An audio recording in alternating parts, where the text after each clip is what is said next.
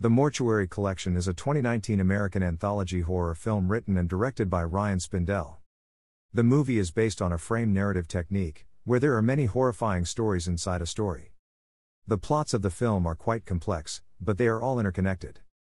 In an old mortuary, first an old man and then a young lady narrate horrifying stories from their pasts. Dark, the one in charge of the mortuary, narrates 3 stories to Sam and then she narrates a story to him. Let us watch the complete video to understand this complex yet interesting movie. The movie starts in the year 1980, and a child is bonding some newspapers together. The child then walks up to a mortuary and sees the newspapers that he brought earlier lying on the ground. No one has taken them.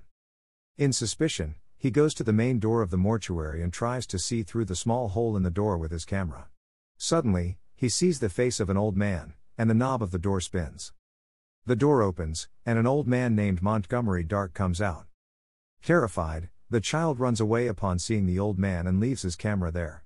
Dark takes the camera and puts it in the drawer, where he has kept many other things. In the next scene, we learn that Dark is a mortician who performs the funeral of a child named Logan Kubler. Many people have come to attend the funeral. After the funeral, a girl named Sam comes to the mortuary for a job because she sees a notice board outside the mortuary that requires applicants. As she gets inside the mortuary, she explores the different collections. She sees several books, and Dark tells her that the books contain the stories of all those people who are dead. Sam asks him to read some horror stories. Dark narrates her first story, which is set in 1925. During a party, a young lady goes to her restroom, and she takes out some valet that she has stolen from the people. As she walks into the room, she turns on the light, and something like jelly sticks to her fingers. She ignores it and starts counting the money from the valets. One of the valets is Dr. Harold Kubler. She sees a cupboard and tries to open it. As the cupboard opens, a bizarre creature comes out of it. Seeing it, she runs away, but the creature follows her until it catches her. The creature takes her inside the cupboard, and it also turns off the light. The first story ends there. After the story ends, Sam tells Dark to read her a more horrifying story. While they are talking about stories, Sam signs a job agreement with Dark. He takes her to show her the mortuary, and he narrates the second story. The second story begins in the year 1960, where we see a boy named Jake who is meeting a girl named Sandra at a college party. During the party, they become good friends, and after that, they make out. Jake lies to her about having used protection during sex. The next morning, to his surprise, Jake sees strange rashes on the pelvic region of his body. Jake goes to consult Dr. Kubler, whose valet a girl stole in the first story.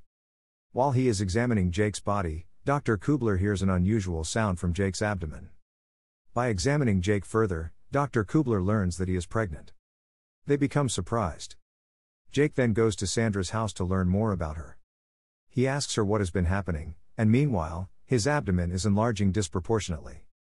Sandra scolded Jake instead, saying she had told him to use protection but he had not done so.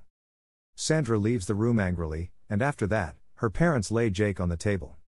He cries out in pain, and suddenly Jake's abdomen bursts, causing him to die on the spot. However, the baby that comes out of Jake's abdomen is alive, and Sandra's mother takes it to a room.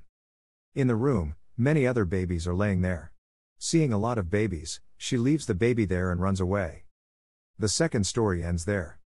After hearing the second story, Sam becomes very happy because she liked it. After that, Dark takes Sam to the basement and shows her the dead body of a young lady. Here he narrates her third story, which is set in the year 1970.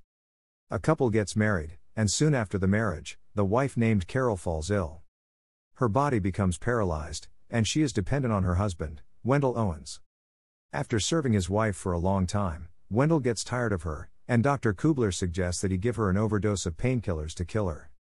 Dr. Kubler tells him that there are fewer chances of his wife's survival, and if he follows his instructions, no one will blame him for his wife's death. As decided, Wendell mixes an overdose of painkillers in the soap for his wife, and he also gives her a statue as a gift. Carol soon clutches Wendell's hand, and he pushes her from behind to make her vomit because she has consumed an overdose of painkiller soap. Unfortunately, she falls on the sharp statue, and it penetrates her head, causing her death on the spot. Wendell then makes a call to Dr. Kubler, and Dr. Kubler tells him to hide the dead body immediately because she died not from an overdose but by hitting the statue in her head. This incident can make him accountable for his wife's death. He puts Carol's dead body into a box, and when he is unable to put her into the box, he cuts her foot. While he is taking the box through the elevator, it stops abruptly and the blood starts to spread from the box. A neighbor of his sees Wendell, and she informs the police. The elevator starts again, and a little later it stops again. The ghost of Carol comes out of the box, and it kisses Wendell. Meanwhile, the police come there, and they arrest Wendell red-handed, sitting along with Carol. The police send Wendell to a mental hospital because he starts behaving insanely. The third story ends there.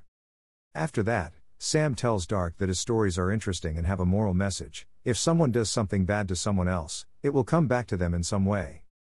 Next, Dark shows Sam the dead body of Logan, and here she reveals the truth that she has come to the mortuary not for a job but for Logan because she holds herself accountable for his death. She tells Dark about her experience as a babysitter. Mrs. Deborah Kubler sends her a message, telling her that Sam is sleeping upstairs and that if he wakes up, she will get him something to eat. While Sam is busy preparing a meal, a news report on television states that some mentally ill people have come out of a mental hospital. Suddenly, she sees a man whose head is bleeding, and she tries to help him. After that, she hears the news on television, and she suspects the person who has just come inside the house. Sam puts the fingers of the person in the meat grinder, and there is a fight between the two. But the person hits her in the head, making her unconscious.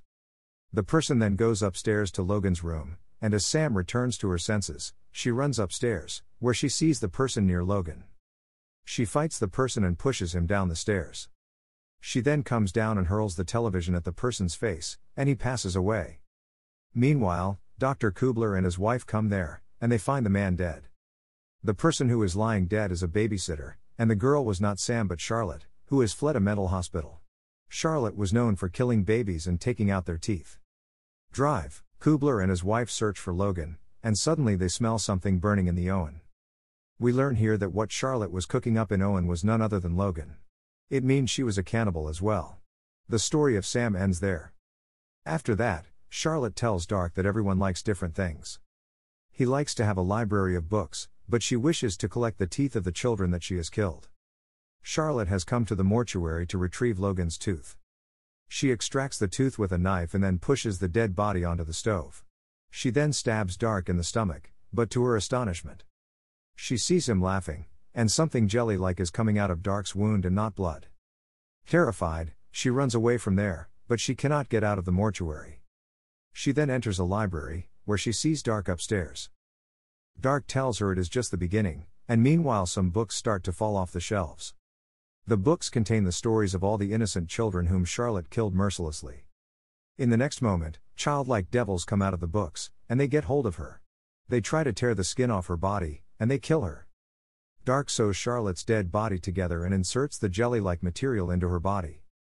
After that, Dark comes out of the mortuary and yells loudly. His body is suddenly reduced to ashes. On the other hand, Charlotte comes to life inside the house. She finds her face stitched strangely, and we learn that now she will run the mortuary in place of Dark. After that, we see Charlotte narrating the story to the child whom we had seen at the start of the movie, who was distributing newspapers door to door. Perhaps the child has come to the mortuary to get his camera back. Overall, if we try to understand the film, we learn that if someone does something bad to someone, it will come back to him or her, as Dr. Kubler suggested Wendell kill Carol, and that's why their son burned to death. And the movie ends here. Thank you for watching. Please subscribe so you can stay updated with our daily movie recaps.